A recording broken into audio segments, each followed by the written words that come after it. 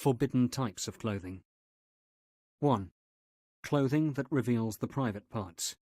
Muslims are required to cover their private parts with appropriate clothing.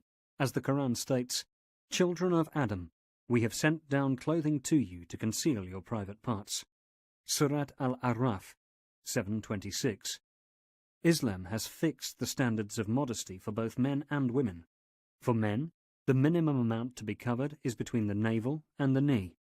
For women who are in the presence of men not related to them, they must cover their bodies except for their face and hands. Islam requires that clothing must also be loose enough to cover the body properly. Therefore, skin-tight and see-through clothes are not allowed in Islam.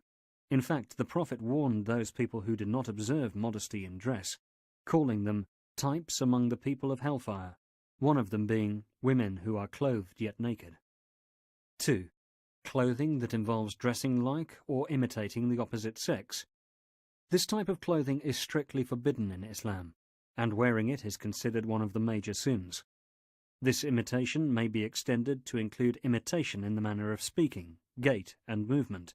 For Allah's Messenger cursed men who wear women's clothes, and women who wear men's clothes. Sunan Abu Dawud 4098. He also cursed men who make themselves look like women, and women who make themselves look like men. Sahih al-Bukhari 5546.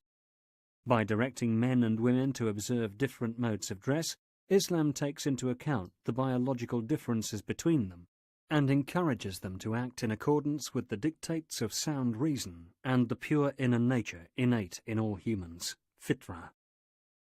3. Clothing that involves imitation of the dress traditionally worn by non-Muslims, such as the type of clothing worn by monks and priests, and wearing a cross.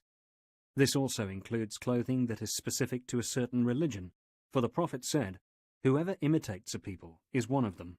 Sunan Abu Dawud 4031. This imitation extends to wearing clothing of religious significance. Imitation of this type is a sign of weakness and lack of confidence in the truth one adopts. Imitation here does not include wearing clothing that is predominant in one's country, even if such dress is worn by the majority of non-Muslims. For the Prophet used to wear clothing that was common amongst the Quraysh pagans, with the exception of those clothing items that are expressly forbidden. 5. Clothing that is worn with pride and conceit. The Prophet said, "No one who has an atom's weight of pride in his heart will enter paradise." Sahih Muslim 91. It is for this reason that Islam warns against trailing one's lower garments on the ground out of pride. The Prophet said, "On the day of resurrection, Allah will not even look at those who drag their garments on the ground out of pride." Sahih al-Bukhari 3465, Sahih Muslim 2085.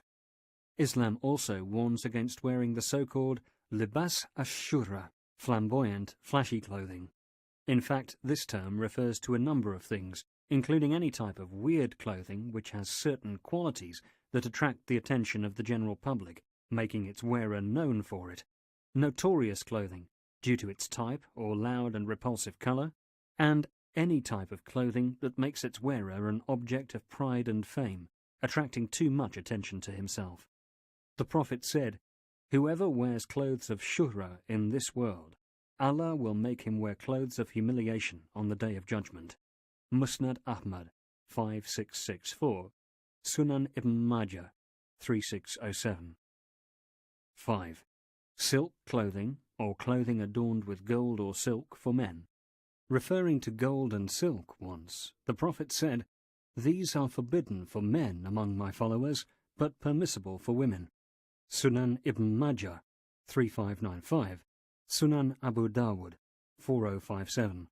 By silk is meant pure silk, obtained from the cocoon of the silkworm. 6.